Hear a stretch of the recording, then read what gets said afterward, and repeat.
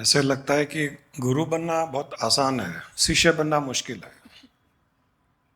गुरु तो बहुत है। गुरु तो व्हाट्सएप में भी है।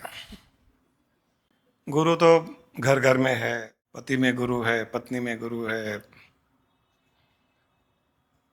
किसी से भी पूछ लो, कोई ना कोई कुछ ना कुछ ज्ञान तो दे ही देगा। गुरुओं की कमी नहीं है, शिष्यों की कमी है। शॉर्टेज शिष्यों की है। शिष्य बनना बहुत कठिन है, क्योंकि शिष्य में वो शिष्यत्व जागना बहुत आवश्यक है। जब तक शिष्यत्व नहीं जागेगा, हम शिष्य नहीं बन सकते।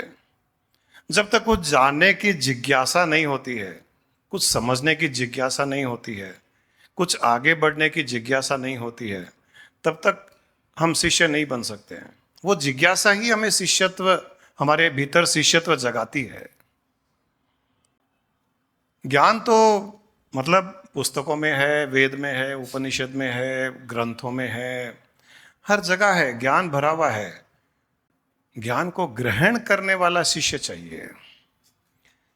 ज्ञान को ग्रहण करे और उसको जिए। ज्ञान कोई जानकारी नहीं है। ज्ञान इंफॉर्मेशन नहीं है कि जान लिया, सुन लिया। ज्ञान उसको कहते हैं जो अपनाया, जो जिया, उसको ज्ञान कहते हैं। जानकारी को ज्ञान नहीं कहते हैं। जितनी ज्यादा जानकारी उतनी ज्यादा अज्ञानता। बहुत ज्यादा जानकारी, बहुत ज्यादा अज्ञानी। बट वो बहुत जिया ज्ञान को, वो ज्ञानी है। वो ज्ञानी है। तो शिष्य बहुत कम मिलते हैं। शिष्य कम इसलिए मिलते हैं कि वो अपनाना नहीं चाहता। हर कोई इंसान जीना नहीं चाहता है। उस ज्ञान को जीना मतलब कठिन है। ज्ञान को जीना, ज्ञान को सुनना बहुत आसान है। ज्ञान को जीना कठिन है। उसमें अहंकार बीच में आता है, उसमें अपना अस्तित्व बीच में आता है। ज्ञान को जब जीने लगते हैं तो ऐसी बहुत सी अड़चनें आती है जो ज्ञान को जीने नहीं देती है। क्रोध आ जाता है, अपनी बात न कोई सुने न चले तो पसंद नहीं आता है, डिसअपॉइंटमेंट होता है। ज्ञान को जीने का अर्थ है कि उसको कुछ भी फर्क ना पड़े, कोई मेरे हिसाब से कुछ करे न करे, कोई चले न चले, उसको फर्क ना पड़े, और उसका ध्यान केवल और केवल अपने आत्मस्थिति पे रहे। इस प्रकार से ज्ञान को जीना थोड़ा कठिन है। इसलिए शिष्य बनना कठिन है, गुरु बनना आसान है। गुरु तो क्या है, थोड़ा शास्त्र पढ़ लिया, थोड़ा व्हाट्सएप देख लिया, थोड़ा, अब तो एआई भी आ गया, एनलाइटनमेंट कैसे चाहिए बता देगा, ऐसे ऐसे एनलाइटनमेंट चाहिए, और वो जा करके पब्लिक में ज्ञान दे दो। ऐसे तो ज्ञान ही बहुत मिल जाएंगे, लेकिन उसको जीने वाला बहुत कम मिलेगा। जो जीना जानता है ज्ञान को, वो सही में शिष्य बनने का अधिकारी है। वो आध्यात्मिक मार्ग में बहुत जरूरी है दो चीजें जो गुरु माँ ने अभी कही, उनमें दो चीजें बहुत जरूरी है। एक है विश्वास और एक है श्रद्धा।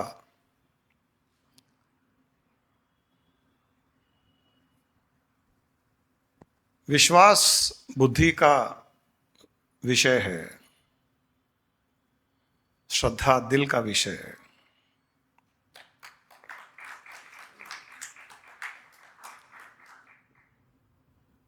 मैंने एक बार बताया था कि एक गुरु के पास में एक बहुत बुद्धिमान शिष्य था। तो कोई आके कहता है कि आपका ये शिष्य तो बहुत बुद्धिमान है। बोले यही तो समस्या है। बोले समस्या क्या है, बुद्धिमान है तो समस्या क्या है? बोले ये बुद्धि में ही अटका हुआ है। ये बुद्धि में अटका हुआ है, ये श्रद्धा में कब प्रवेश करेगा? देखिए गुरु क्या कहना चाह रहा है कि ये बुद्धिमान है और यही समस्या है, क्योंकि ये बुद्धि में अटका हुआ है। ये श्रद्धा में कब प्रवेश करेगा? बहुत बहुत बड़ी बात है यहां केवल बुद्धि से काम नहीं चलेगा, वो तो रुकावट है, वो रुकावट है। यहां गुरु कह रहा है कि श्रद्धा में प्रवेश कब करेगा?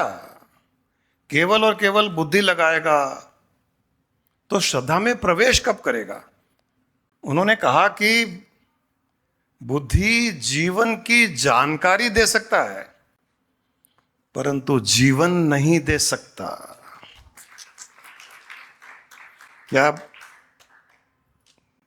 क्या उत्तर है गुरु का कि बुद्धि जीवन की जानकारी दे सकता है, बहुत सारी जानकारी दे सकता है बुद्धि, जीवन नहीं दे सकता। यहां कितना अंतर है। हम जिसे जीवन कहते हैं वो जीवन नहीं है। यहां गुरु एक अलग जीवन की बात कर रहा है। कोई कोई बुद्धिमान कहेगा हम जीवन जी रहे हैं ना। किसी भी आध्यात्मिक गुरु को एक साधारण जीवन जीना थोड़ी कहते हैं उसको। उसके दृष्टिकोण में जीवन का अर्थ ही अलग है, जीवन जीने का अर्थ अलग है। साधारण सांसारिक मनुष्य के लिए जीवन जीने का अर्थ अलग है, आध्यात्मिक इंसान के लिए, आध्यात्मिक गुरु के लिए जीवन जीने का अर्थ पूरा ही पूरा अलग है। इसीलिए उन्होंने कहा कि बुद्धि जीवन की जानकारी दे सकता है परंतु जीवन नहीं दे सकता। वाह! बुद्धि सुखी होने की जानकारी दे सकता है बट सुख नहीं दे सकता। बुद्धि रिश्तों में सुंदरता लाने की जानकारी दे सकता है परंतु रिश्तों में सुंदरता नहीं दे सकता, केवल बुद्धि नहीं दे सकता। उसके लिए हमें श्रद्धा में प्रवेश करना पड़ेगा। श्रद्धा में प्रवेश करेंगे तो श्रद्धा हमें जीवन देती है, श्रद्धा हमें सुख देती है, श्रद्धा रिश्तों में सुंदरता देती है, श्रद्धा जीवन को स्वर्ग बना देती है। श्रद्धा हर पल आनंद से जीवन जीने की कला सिखाती है, बुद्धि नहीं सिखाती। बुद्धि का कोई भरोसा नहीं है, श्रद्धा का भरोसा है। यहां बुद्धि बदलती रहती है, परिस्थिति के अनुसार किसी से कुछ बात कर लो, कभी न्यूज़ पढ़ लो, कभी और कुछ कोई इंफॉर्मेशन मिल जाए, बुद्धि बदलती रहती है। श्रद्धा एक बार दिल से जाग जाए वो परमानेंट है, वो एक जैसी रहती है। किसी ने बहुत अच्छी बात कही, प्रीत कम ना होत है जो दिल से लाग, प्रीत कम ना होत है जो दिल से लाग, 100 बरसा जल में रहे पत्थर छोड़े न आग। बहुत गूढ़ रहस्य दिया है। पत्थर में आग होती है, पत्थर में आग होता है। जैसे 2 पत्थर को अगर मारेंगे तो चिंगारियां निकलती है। चिंगारियां कहां से निकलेगी? वो पत्थर में अग्नि है, तो जब पत्थर से पत्थर को रगड़ा जाता है तो उसमें से अग्नि प्रकट होती है। अब वो पत्थर में आग कहां है? पत्थर में आग कहां है? कहीं भी पत्थर कोई ऐसा नहीं है कि यहां एक कोई स्पेसिफिक जगह में ही उसको मारने से आग निकलती है। पत्थर को कहीं भी मार लो, कहीं भी एक दूसरे से टकरा दो, अग्नि निकलती है। उसका अर्थ है कि पत्थर में हर जगह आग है, हर जगह अग्नि है। तो यहां दोहे में यह कहा गया है कि उस पत्थर को जिसमें हर जगह आग है, हर स्थान में आग है, उसके कण कण में आग है, उसको 100 बरस तक पानी में डुबा के रखो, फिर भी पत्थर अपनी आग नहीं छोड़ता है। 100 साल के बाद भी पत्थर निकालो और उसको रगड़ो, आग निकलेगी। प्रीत कम ना होत है जो दिल से लागी, प्रीत कम ना होत है जो दिल से लाग, 100 बरसा पानी में रहे पत्थर छोड़े न आग। तो जिस प्रकार पत्थर अपनी अग्नि नहीं छोड़ता है 100 बरस जल में रहने के पश्चात भी, उस प्रकार दिल से जो प्रीत लग जाती है वो कभी भी नहीं छूटती, क्योंकि वो कण कण में बस जाती है। वो प्रीत जो दिल से लगती है वो इंसान के कण कण में बस जाती है। वो जैसे पत्थर में आग है, कण कण में आग है। जब कण कण में, इंसान के कण कण में गुरु के लिए प्रीत, भगवान के लिए प्रीत, जिसके लिए भी प्रीत, एक बार दिल से प्रीत लग जाती है वो कभी भी कम नहीं होती है। तो यहां ये नहीं कहा कि बुद्धि से समझने की, बुद्धि से प्रीत लगाने की, यहां का दिल से प्रीत लगाने की। जब दिल से दिल मिल जाता है, जो कहते हैं ना दिल से दिल मिलना, दिल से प्रीत लगना, वो प्रीत कभी भी कम नहीं होती है। बुद्धि से सोची हुई चीज कम हो सकती है, बुद्धि से सोची हुई चीज बढ़ सकती है, बुद्धि से सोची हुई चीज कम हो सकती है। दिल से प्रीत लगने के बाद में वो कम नहीं होती है। इसलिए गुरु ने कहा कि बुद्धि में रुकावा है, श्रद्धा में कब प्रवेश करेगा। क्योंकि जब श्रद्धा में प्रवेश करेगा तो प्रीत जागेगी इसकी, और बिना प्रीत जागे तो कुछ होगा नहीं। प्रीत का अर्थ प्रेम, प्रीत का अर्थ समर्पण, प्रीत का अर्थ श्रद्धा। वो प्रीत जगानी पड़ती है। अगर आध्यात्मिक मार्ग में भी चलना हो वो प्रीत जगानी पड़ती है। पहले गुरु में जगानी पड़ती है प्रीत, क्योंकि गुरु ही तो माध्यम है जो हमको हमारे स्वयं से मिलवाता है। गुरु ही है जो हमें स्वयं से मिलवाता है। स्वयं का अर्थ है यहां पर हमारी चेतना, हमारी आत्मा, जो नित्य है, जो आनंद में है। हमें हमसे ही मिलाता है गुरु, और जो हमें हमसे मिलाएगा पहले उससे प्रीत करनी पड़ेगी, पहले उसमें श्रद्धा रखनी पड़ेगी। बुद्धि से समझना पड़ेगा, ज्ञान है, सत्संग है, बुद्धि से समझना पड़ेगा, परंतु बुद्धि से समझने के बाद में इतनी उसमें श्रद्धा रखनी पड़ेगी कि वो उसको अनुभव में ले आए। हमें स्वयं से जब मिलाने की कोशिश कर रहा है जो इंसान, उसमें बिना श्रद्धा रखे हम स्वयं से भी श्रद्धा नहीं रख सकते, हम स्वयं से भी प्रीत नहीं कर सकते। उस माध्यम में प्रीत रखना पड़ेगा, उस माध्यम में श्रद्धा रखनी पड़ेगी। केवल विश्वास से कुछ नहीं होगा। अब यहां दो अलग चीजें प्रकट होती है, एक विश्वास, एक श्रद्धा। हम लोग अक्सर इस विश्वास को, श्रद्धा को समझ नहीं पाते हैं कि विश्वास क्या है। मुझे विश्वास है गुरु में, केवल विश्वास से कुछ नहीं होगा, गुरु में श्रद्धा चाहिए। रावण को राम में पूर्ण विश्वास था कि वो विष्णु के अवतार हैं, लेकिन श्रद्धा नहीं थी, श्रद्धा नहीं थी, विश्वास था। और विश्वास था कि वो अवतारी पुरुष है, ये विश्वास था। इस विश्वास के होने पर भी, ये विश्वास होने पर भी कि वो अवतारी पुरुष है, विष्णु के अवतार हैं, विश्वास होने पर भी वो दुश्मन बन गया। किसी पर विश्वास होने पर भी दुश्मनी की जा सकती है, श्रद्धा होने पर दुश्मनी नहीं की जा सकती। कंस को भी विश्वास था कृष्ण पर, पूर्ण विश्वास, कोई डाउट नहीं।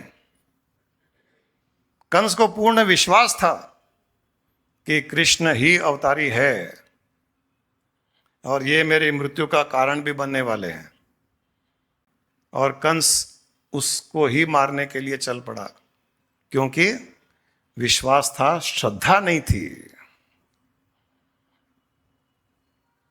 जब तक श्रद्धा नहीं होगी हमारा कल्याण नहीं होगा।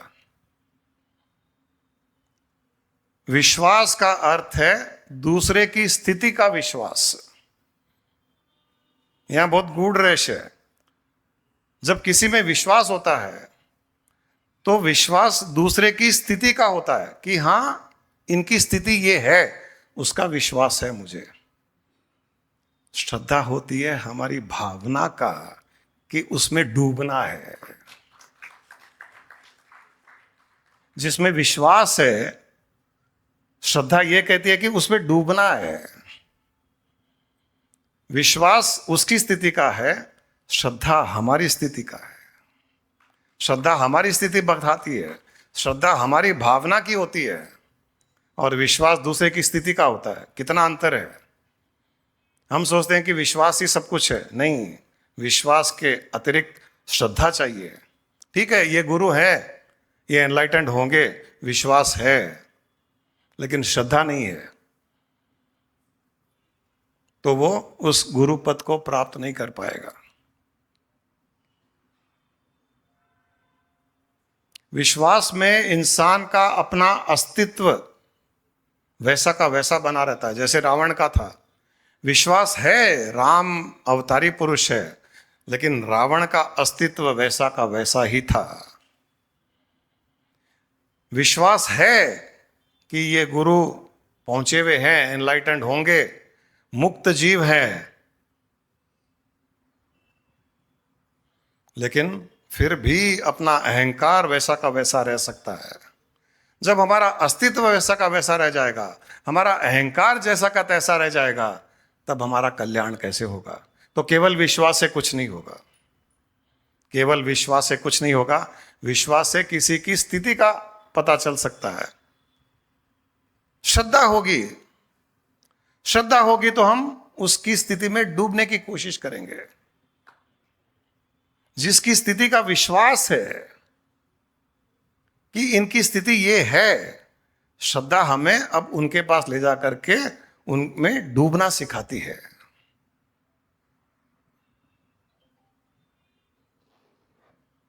इसलिए बुद्धि के अतिरिक्त श्रद्धा बहुत आवश्यक है।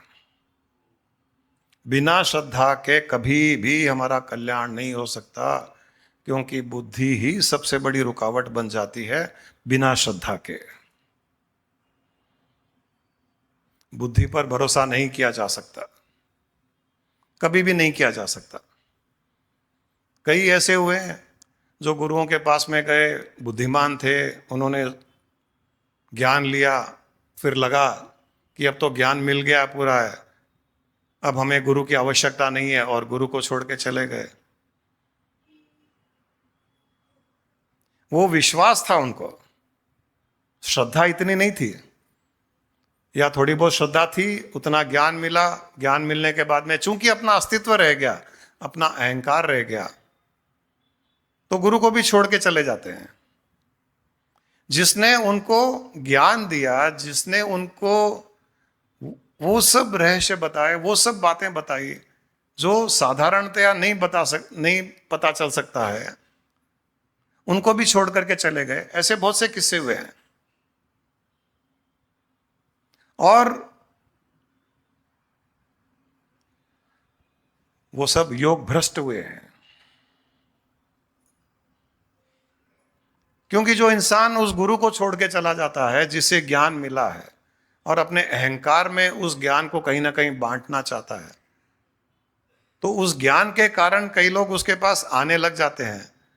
लेकिन चूंकि उसकी श्रद्धा पूर्ण रूप से जागी नहीं थी, और श्रद्धा न जागने से उसकी वासनाएं जाग जाती है। श्रद्धा में हमारी वासनाएं भी खत्म होती है, और जब हम गुरु से दूर होते हैं तो हमारी वासनाएं जाग जाती है। और जैसे ही हमारी वासनाएं जाग जाती है, फिर हम धन दौलत मान सम्मान के चक्र में पड़ जाते हैं। जब श्रद्धा जाग जाती है, तब हम गुरु के एक्शंस को भी ध्यान नहीं देते हैं।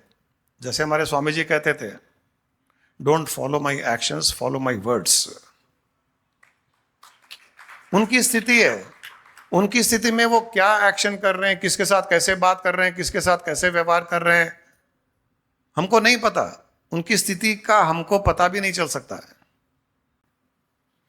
तो उन्होंने बहुत क्लियरली कहा था कि डोंट फॉलो माई एक्शंस, मैं जो कर रहा हूं वो तुम कभी भी मत करना, मैं मेरी स्थिति से कर रहा हूं, तुम केवल श्रद्धा रखो और जो मैं तुम्हें कह रहा हूं, तुम्हें जो ज्ञान दे रहा हूं, उस ज्ञान को तुम जीवन में उतारो। और इसके लिए बुद्धि को कहीं ना कहीं छोड़ना पड़ता है, साइड में रखना पड़ता है। मैंने एक बार एक कहानी सुनाई थी कि एक राजा के पास में 3 गुड़िया लेकर के आता है एक इंसान। एक जैसी गुड़िया, दिखने में एक जैसी, जैसे यहां इतनी गुड़ियाएं बैठी है। अब ये बताना मुश्किल हो गया कि भीतर से वो गुड़िया में फर्क क्या है। तो उसने कहा कि इन गुड़ियों में कुछ ना कुछ अंतर है, क्या कोई ऐसा है जो बता सकता है कि इन गुड़ियों में अंतर क्या है। कई लोगों ने गुड़ियों को लिया, देखा, करा, उल्टा पलटा, हिलाया डुलाया, कुछ भी अंतर दिखाई नहीं दिया, किसी को भी कुछ अंतर दिखाई नहीं दिया, same to same, exactly same. तब एक राजा के पास में एक बहुत बुद्धिमान पहुंचा हुआ था, तो उसने गुड़िया को लिया। मैंने बताया था कि उसने कान में एक तार डाला, वायर डाला, दूसरे कान से निकल गया। यहां शिष्य की बात हो रही है। शिष्य में 3 प्रकार के शिष्य होते हैं। तो एक गुड़िया के कान में वायर डाला, तार डाला, दूसरे कान से निकल गया। एक शिष्य, समझ गए ना आप लोग? इतना तो समझते हैं हमारे लोग। कई शिष्य ऐसे होते हैं, यहां सुने और दूसरे कान से, क्योंकि डायरेक्ट कनेक्शन, बीच में कुछ रुकावट नहीं है, वो अच्छी चीज है। कोई स्पीड ब्रेकर नहीं है, कोई ढक्कन नहीं है बीच में, सीधा आर पार। ये बेस्ट शिष्य होते हैं। दूसरे गुड़िया को लिया, तार डाला, उसके मुंह से तार निकला, ये दूसरे तरह का शिष्य। समझ गए ना आप लोग? सत्संग में बात सुनी, अपने ग्रुप में जाकर के सुना दी, वाह वाह सुन ली, तालियां बजवा ली। फिर किसी ने और आगे की बात पूछी तो बोले अगले हफ्ते बताऊंगा। बोले आज बता दो। बोले नहीं, हर बात एक दिन में नहीं बताई जाती है। उसको पता ही नहीं है, लेकिन अपने आप को बचाना है, क्योंकि पता है अगले सत्संग में जाएंगे, कुछ सुनेंगे, फिर तो भी बताएंगे ना। तो थोड़े बुद्धिमान होते हैं। एक बार में एक ही बात, थोड़ी बात बताई जाती है, क्योंकि तुम है ना हजम नहीं कर पाओगे, तुम डाइजेस्ट नहीं कर पाओगे। ये थोड़े बुद्धिमान शिष्य होते हैं। फिर अगले सत्संग में आएंगे, थोड़ा सुनेंगे, फिर जाकर के सुना देंगे। तो यहां से तार डाला, यहां से निकल गया। तीसरी गुड़िया लिया, तार डाला, न यहां से निकला न यहां से निकला, अंदर चला गया। बोले ये सबसे अच्छा शिष्य है। ऐसा शिष्य होना चाहिए कि जो सुना भीतर उतर गया और वो उसको जी लिया, न यहां से निकाला न यहां से निकाला। ये श्रद्धा वाली कैटेगरी है।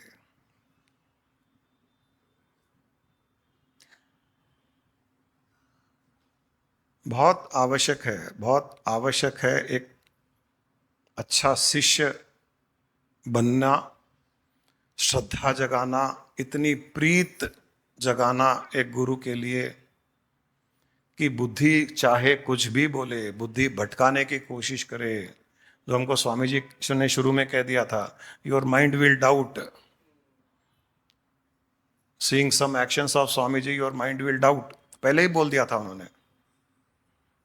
कुछ बोलना है क्या?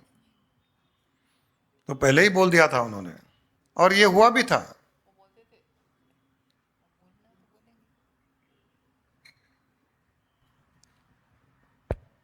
डोंट प्रोब माई एक्शंस, कि क्यों कर रहे हैं, किस लिए कर रहे हैं। इंटेलेक्ट नहीं लगाना, भावना में बहो। बुद्धि करेगी, डाउट करेगी, बुद्धि किंतु परंतु करेगी। बुद्धि बुद्धि है तो वो अपना काम करेगी। बुद्धि का मतलब यहाँ इंटेलेक्ट है। विवेक बुद्धि की बात नहीं कर रहे हैं। विवेक बुद्धि होनी चाहिए, विवेक बुद्धि बहुत अच्छी है। विवेक बुद्धि मतलब उसको पता है कि मेरे कल्याण के लिए क्या है, वो उतना ही ग्रहण करता है, बाकी छोड़ देता है, उसे विवेक बुद्धि कहते हैं। बुद्धि हर चीज ग्रहण करती है। यहाँ कंफ्यूज भी नहीं होना चाहिए कि बुद्धि क्या होनी नहीं चाहिए, क्या विवेक बुद्धि होनी चाहिए।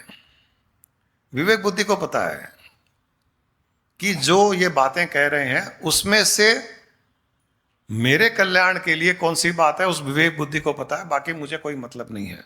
किसी को डांट रहे हैं, किसी से पैसा मांग रहे हैं, किसी को पैसे दे रहे हैं, किसी को कुछ कह रहे हैं, तुम यज्ञ करो, तुम हवन करो, तुम ये करो, तुम वो करो, उसको कोई मतलब नहीं है। उसको पता है अच्छा ये जो बात कही ना वो मेरे लिए है, वो होनी चाहिए।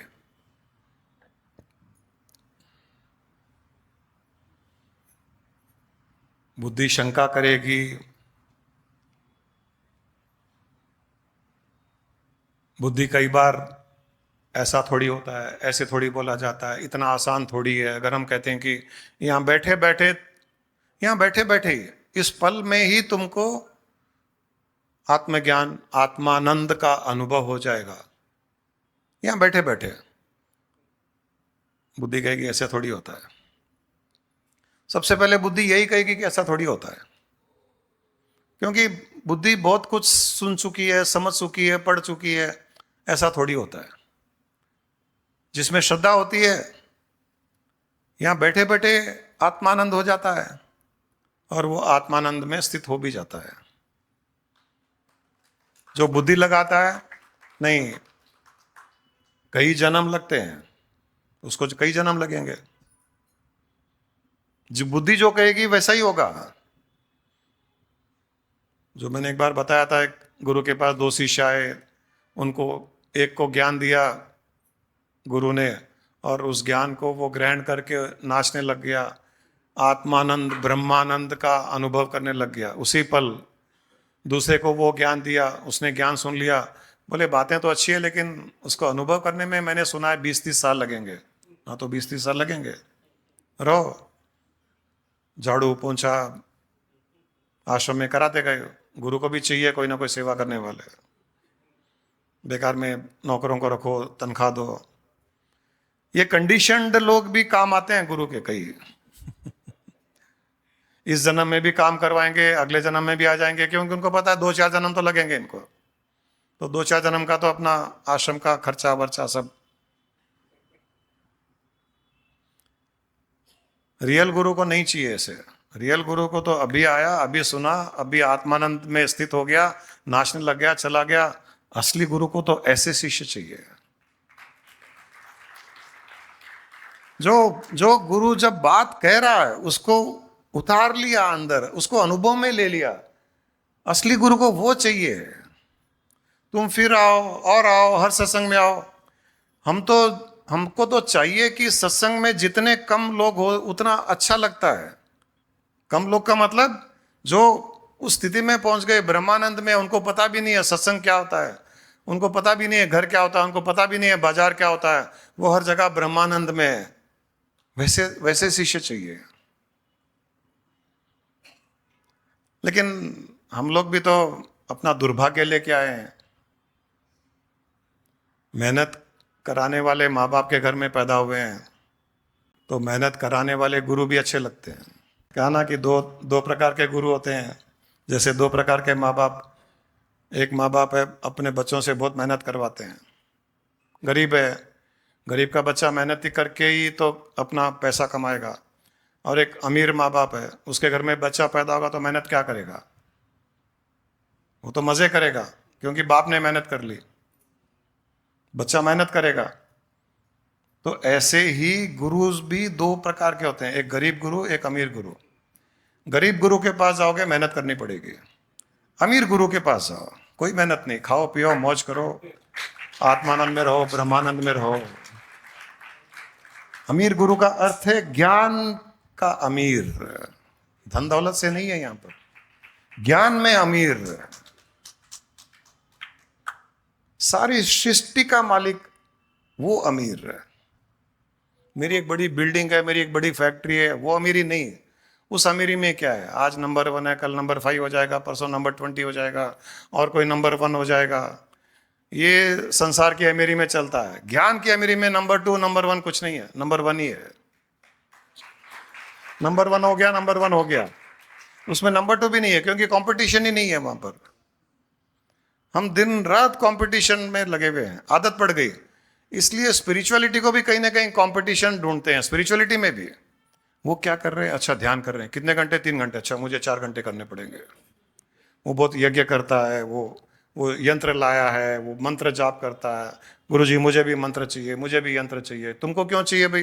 तुमको बोला है तुम ध्यान करो, तुमको बोला गया तुम सेवा करो। नहीं नहीं, वो यंत्र की पूजा करते ना, मुझे भी यंत्र चाहिए, मुझे भी मंत्र चाहिए। अरे तुमको गुरु ने दिया क्या? नहीं आपने नहीं दिया, लेकिन मुझे चाहिए। हमारे पास भी कई लोग आते हैं, गुरुजी आशीर्वाद दीजिए। अरे भाई दे दिया आशीर्वाद। नहीं नहीं नहीं, ऐसे नहीं, हाथ हाथ लगा करके दीजिए। मतलब सिर पे हाथ लगाने से ही आशीर्वाद होगा, पीठ पे हाथ फेरने से आशीर्वाद होगा, और कुछ करने से आशीर्वाद होगा। मतलब गुरु की भावना का कोई वैल्यू ही नहीं है। अपनी कंडीशन, मुझे जैसा चाहिए वैसा आप दो, बस खत्म। मेरी डिमांड है, आप सप्लाई करो। तो फिर वो इंसान, वो शिष्य अपनी बुद्धि के अनुसार ही आगे बढ़ेगा, और सब कुछ गुरु पे छोड़ दें। आप आशीर्वाद दो, आप श्राप दो, आप और कुछ दो, आपके ऊपर है। मैं आपको समर्पित हूं, मैं आपको पूर्ण रूप से समर्पित हूं। श्रद्धा पूर्ण रूप से आपके प्रति ही है, आप में प्रीत जुड़ गई है। अब आप जानो, आपका काम जाने। न मुझे हाथ लगाइए, न जब मुझ मंत्र दीजिए, न तंत्र की आवश्यकता है। आप मेरा कल्याण कीजिए। अब जिम्मेदारी गुरु की है, वो दिन रात उसके बारे में सोचेगा। क्योंकि जिसने हाथ लगवा लिया वो तो हाथ लगा लिया, काम खत्म हो गया, उसका तो बेड़ा गार, जो भी पार हो गया, गर्क हो गया, जो हो गया। लेकिन जिसने हाथ भी नहीं लगाया, जो दूर बैठा है, निहार रहा है, सुन रहा है, फील कर रहा है, अनुभव कर रहा है, मस्ती में है, कुछ नहीं मांग रहा है, उसकी जिम्मेदारी फिर गुरु पे आ जाती है। और उसका कल्याण तो निश्चित है, क्योंकि इसने कुछ मांगा नहीं और वो खाली हो गया। एक गुरु ने 2-3 शिष्यों को बुला करके घड़ा दिया, बोला इसमें ज्ञान भर के लाओ। तो कोई शिष्य गया, वो घड़े में वेद भर के लाया, कोई शिष्य गीता भर के लाया, कोई शिष्य उपनिषद भर के लाया, कोई शिष्य व्हाट्सएप के प्रिंट आउट लेकर के भर के लाया। बोले सबने घड़े देखे तो सब में कुछ ना कुछ भरा हुआ। एक शिष्य देखा तो खाली घड़ा था। बोले तुमने कुछ नहीं लाया? बोले मैं खाली लाया आपसे ज्ञान भरने के लिए,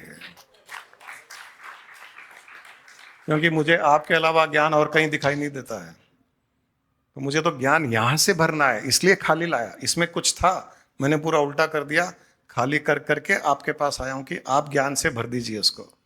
ज्ञान का स्रोत तो आप ही हो, और कोई है ही नहीं। न ये वेद है, न शास्त्र है, न गीता है, न उपनिषद है। कोई ग्रंथ में ज्ञान नहीं है, क्योंकि ज्ञान अनुभव की चीज है। ग्रंथ में अनुभव कहाँ है? आप किसी पुस्तक में पढ़ लो या टीवी में देख लो कि आज कश्मीर में स्नोफॉल हुआ, तो आपको स्नोफॉल का अनुभव होगा क्या? कैसे होगा? पुस्तक में लिखा हुआ है, आप शरीर नहीं हो, मन नहीं हो, इंद्रियां नहीं हो, आत्मा हो। अनुभव होगा क्या? नहीं होगा। कौन देगा अनुभव? स्नोफॉल का अनुभव कौन देगा? कश्मीर में जाओगे तो वहां मिलेगा स्नोफॉल का अनुभव। वैसे गुरु के पास जाओगे, गुरु के भीतर डूबोगे, तो वहां आपको पता चलेगा कि ये शरीर आत्मा आदि आदि होता क्या है। मैं शरीर नहीं, मन नहीं, इंद्रियां नहीं, बुद्धि नहीं, मैं आत्मा हूं, मैं चेतना हूं, मैं आनंद हूं। वो होता क्या है? वो तो गुरु के भीतर जब डूबोगे तो पता चलेगा ना। पुस्तक के भीतर डूबने से तो नहीं पता चलेगा। और पुस्तक में कितनी भी श्रद्धा रख लो, उससे कुछ नहीं होगा, क्योंकि वो तो कहीं ना कहीं से कोई प्रिंट, कोई मशीन से प्रिंट होके आई है। फिर तो पुस्तक में नहीं, वो प्रिंटिंग मशीन में श्रद्धा रखनी चाहिए। फिर प्रिंटिंग मशीन में भी किसने फीड किया होगा, तो वो जो फीड किया उसमें श्रद्धा होनी चाहिए। न पुस्तक ने अनुभव किया। अगर ज्ञान पुस्तक में होता तो आज पुस्तक नहीं होती, क्योंकि पुस्तक की मुक्ति हो जाती है, पुस्तक को मोक्ष मिल जाता। अगर ज्ञान पुस्तक में होता तो पुस्तक होती ही नहीं, क्योंकि पुस्तक को मोक्ष मिल जाता, पुस्तक को मुक्ति मिल जाती। पुस्तक ही नहीं होती। पुस्तक है मतलब उसमें ज्ञान नहीं है। ज्ञान तो गुरु में है। पुस्तक भावना नहीं दे सकती, पुस्तक फील नहीं करा सकती, शास्त्र अनुभव नहीं दे सकता, बुद्धि की जानकारी दे सकता है, आत्मा की जानकारी दे सकता है, आत्मानंद नहीं दे सकता।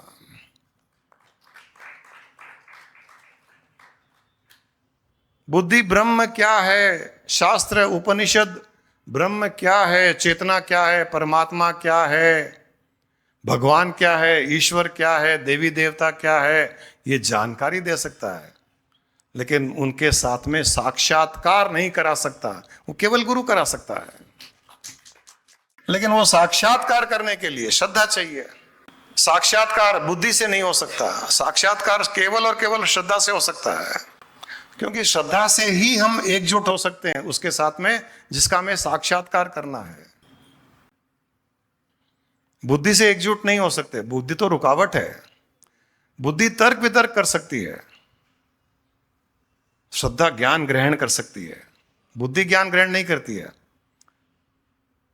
बुद्धि तर्क वितर्क कर सकती है, श्रद्धा ग्रहण करती है, और ग्रहण करके फिर प्रीत जगाती है, प्रेम जगाती है। और वो प्रेम ही तो है, वो सारा का सारा खेल जो छुपा हुआ है, जो ब्रह्म चेतना का आनंद, ब्रह्मानंद जो छुपा हुआ है, वो उस प्रेम में ही तो छुपा हुआ है। प्रेम गली आती सांकरी जामे दो न समाये, कि जहां वो भी होगा और मैं भी होऊंगा वहां पे प्रेम हो ही नहीं सकता, क्यों? प्रेम गली इतनी संकड़ी है, जामे दो न समाये, तो छोड़ना ही पड़ेगा, अपने अस्तित्व को छोड़ना ही पड़ेगा। वो अस्तित्व श्रद्धा पूर्ण समर्पण के द्वारा ही छूट सकता है। तो जब तक बुद्धि है और बुद्धि का उपयोग करते रहेंगे, हमारा कल्याण नहीं होगा। हमको अंत में तो श्रद्धा में प्रवेश करना ही पड़ेगा।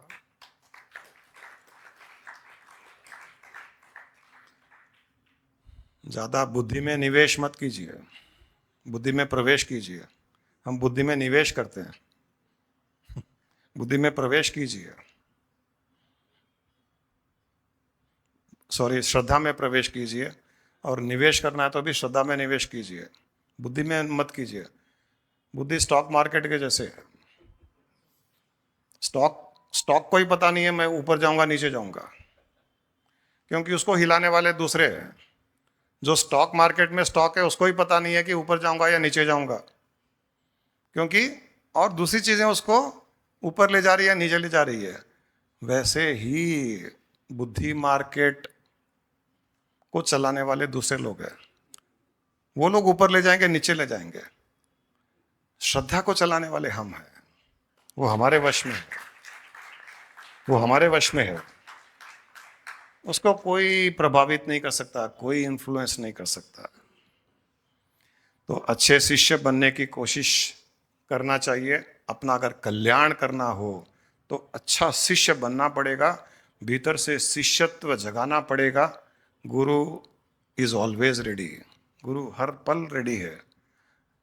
उसके लिए उसको गुरु को तैयार होने की आवश्यकता नहीं है, शिष्य को शिष्य की तैयारी करनी आवश्यकता है। अच्छे शिष्य बन करके देखिए, आपका कल्याण बहुत आसानी से होता चला जाएगा। I am neither the body nor the senses. I am not the mind nor the wisdom. Pure consciousness I am. I am the formless Chidananda Rupo. Shivoham, Shivoham. Chidananda-rupo Shivoham, Shivoham. I am not in bondage nor seeking liberation.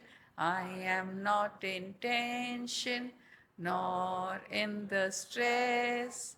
Pure consciousness I am.